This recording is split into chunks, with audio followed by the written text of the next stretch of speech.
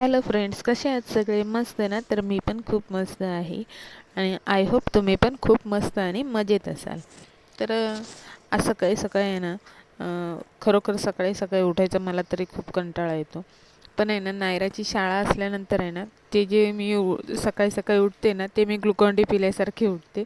सकाळी सकाळी एवढ्या घाईने उठते, म्हणजे 5 मिनटं जरी लेट झालं ना तरी ते वेगळंच असतं. पण आज असं होतं की आज नायराला सुट्टी होती आणि मला पण उठायचा कंटाळा आला. भले मी उशिरा उठले, पण उशिरा म्हणजे काय, 7 वाजता. कारण 7 वाजता उठणं जरुरी आहे, कारण 7ला आमचं पाणी येतं, त्यामुळे मग त्यासाठी 7 वाजता उठणं जरुरी असतं.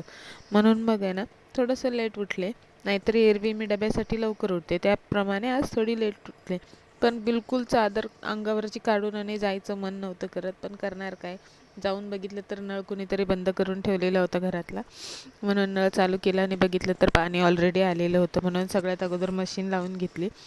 तर मशीन लावली आणि जाऊन पुन्हा नायराजवळ पडले, कारण मन मानत नव्हतं की जाऊन पुन्हा कामाला लागू. कारण पाण्यात हात घालायचा पण एवढा कंटाळा येतो आणि आहे ना, खूप कंटाळा येतो. म्हणजे नायराची शाळा नसेल आणि मग काय करायचं म्हटलं ना, आणि तर कंटाळा येऊन जातो सुट्टी असली की.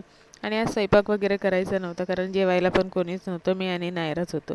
त्यामुळे मग ते पण टेन्शन होतं, म्हणून मग जास्त आणखीन कंटाळा आला. तर सकाळ सुरुवातच म्हणून मग झाडून वगैरे घेतलं. मस्त असं जी सकाळची डस्टिंग असते ना, सगळा पसारा वगैरे आवरून, ते काम आज मी केलं. नेहमी ते ताई करतात, पण आज मला स्वयंपाक वगैरे नव्हता, म्हणून मग ते माझ्यासाठी होतं, म्हणून मग मी केलं. तर मग मी ते आवरून घेतलं आणि त्या त्यांची तयारी करून ऑफिसला निघून गेल्या होत्या.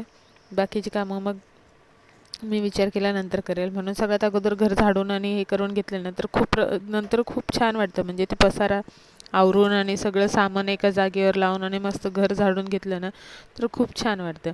तर आज माझ्याकडे वेळ होता, म्हणून मी थोडेसे कोपरे कोपरे काढून आणि झाडून घेतले. इतर वेळी खूप घाई गडबड असते, डबा स्वयंपाक ह्यामध्ये आहे ना, मग ते होत नाही माझ्याकडून. त्यामुळे माझ्याकडे टाईम होता, म्हणून मग मी कोपरे थोडेसे काढले. तर मग थोडेसं कोपऱ्या-कोपऱ्यांमध्ये जमलेलंच असतं, आपण कितीही काढा, पण काही काही ठिकाणी जमलेलंच असतं. तर हे जे समोर कपाट दिसते ना, त्याच्या खाली त्याला मी थोडंसं पुढे सरकवून आणि झाडून घेतलं, तर तेवढा कचरा निघाला होता. तर मग मस्त असं घर वगैरे झाडून घेतलं आणि कचरा वगैरे हे करून घेतल्यानंतर खूप दिवस झाले. ॲक्च्युली हा फॅन आहे ना, व्हाईट आमच्याकडे ना, चुकून आमच्याकडून ही ऑर्डर झालेलं व्हाईट फॅनची. व्हाईट फॅन आहे ना, खूप लगेच घाण दिसतात, त्यामुळे आम्ही व्हाईट लावत नाही. पण आता लावला आहे, त्यात काय करणार, आला होता म्हणून मग लावला. तर मग तो खूप दिवस झाले, त्याला पण पुसायला भेटलं नव्हतं. तसं बाबा असताना बाबा पुसतात, पण माझा हात पण जास्त जात नाही, मला पण खूप स्ट्रेच व्हावं लागतं. त्यामुळे मग मी पुसते, पण मी खूप असं लक्ष नव्हतं दिलं खूप दिवसात. मग तो काळा दिसला, आज मी झाडू मारला तर खूप दिवसांमध्ये मी झाडलंच नव्हतं, त्यामुळे माझ्या लक्षात नव्हतं आलं. तर मग मी आज झाडू मारला तर माझ्या लक्षात आलं की हां, याला पुसणं जरुरी आहे. म्हणून त्याला पुसून घेतलं. पुसून घेतलं तर मस्त असं पांढरा पांढरा झाला, असं वाटलं नवीन आणलं आहे.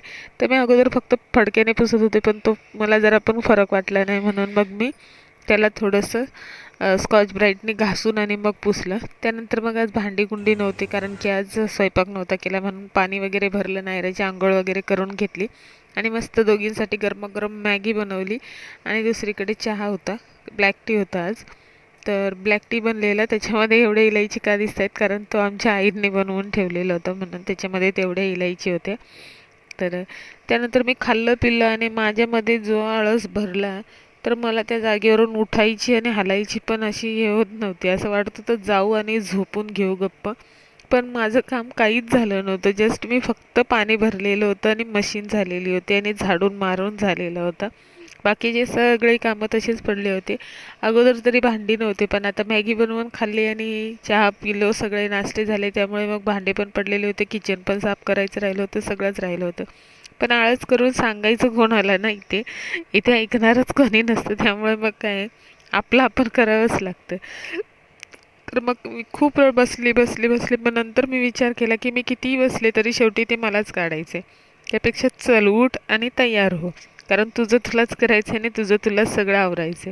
म्हणून मग उठले आणि सुरुवात केली, कारण 4 वाजता नायराच्या डान्सचा क्लास होता, त्यामुळे मग त्याच्या अगोदर आवरून विचार केले थोड्या वेळ आराम पण करायला भेटला पाहिजे, म्हणजे थोडंसं चांगलं वाटेल. अंघोळ करून वगैरे सगळं कामं झाली की अंघोळ करून मग थोडंसं आराम करेल. मग पहिलं किचन सगळं साफ करून घेतलं, त्यानंतर बारी आली बेडरूमची. बेडरूम धुतला, नंतर बेडरूम धुतला, टॉयलेट बाथरूम वगैरे धुवून घेतले, कपडे वगैरे सुकवून घेतले आणि मग त्याच्यानंतर लादी पुसून एक मनामध्ये एवढा आनंद निर्माण झाला ना, जेव्हा मी लास्ट माझं काम केलं लादी पुसायचं. त्यानंतर आंघोळ वगैरे केली आणि मस्त तयार झालो होतो आम्ही. तयारी करून आणि निघायचं, तर तेवढ्यात डान्स क्लासचा फोन आला टीचरचा की आज क्लास नाही आहे. मग आम्ही रेडी झालेलो होतो. तर मग बसून आणि काय करायचं होतं, आणखीन अंगामध्ये आळस भरला असता बसून बसून. मग मी नायराला म्हटली चल आपण जाऊन थोडंसं फिरून येऊया. तर मग आम्ही गेलो मंदिरामध्ये, आमच्या खास जागेत. आम्हाला तिथे जायला खूप आवडतं. मंदिरात गेलो, बघितलं तर इथे मेळा भरलेला होता. पण आम्ही गेलेलो एवढ्या उजेडामध्ये, तर मेळ्याचं काहीच चालू नव्हतं. एक पण काहीच तिथे खेळणे वगैरे काहीच चालू नव्हते, पाळणे बिळणे. फक्त तिथे झोके वगैरे ते लावलेले होते. मग आम्ही दर्शन केलं मस्त असे, इथं व्हिडिओ काढला आणि घरी आलो. तर भेटूया नेक्स्ट ब्लॉगमध्ये. Bye bye.